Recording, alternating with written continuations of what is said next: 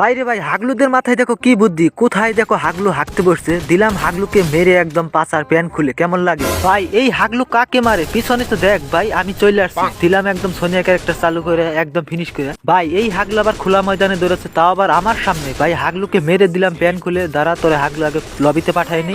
আর এই হাগলুকে মারতে না মারতে আরেক হাগলু চলে আসছে। ভাই তোর কত বড় সাহস, তুই জানোস আমি কোন লেভেলের পুরো? দিলাম মাথা ফাটিয়ে। ভাই অবজারে পড়েছে লার্জন, যার জন্য আমার মাথায় একটা হাগলু টিপস চলে আসলো। তাই এই জন্য আমি এখন লঞ্চ পেট মেরে চলে আসলাম এই বড় ঘরের ছাদে। আর এইখান থেকে সব হাগলুকে মেরে আজকে আমি ভুইয়া করব। তো দাঁড়াও করে উঠি। ও কি ভাই, কোন হাগলু আবার আমাকে পিছন থেকে মারতাছে? হাগলুকে পেয়ে গেছি। দাঁড়া ভাই, তুই আমাকে মারছিলি না? তোকে একবার মেরে আমি কিরে ভাই, এটা তো কভারে চলে গেল, মনে হয় মারতে পারবো না, উল্টো আমাকে ড্যামেজ দিচ্ছে। তো আরেকটা হাগলু টিক্স আমার মাথায় চলে আসছে, যেহেতু আমার কাছে লঞ্চ পেট রয়েছে।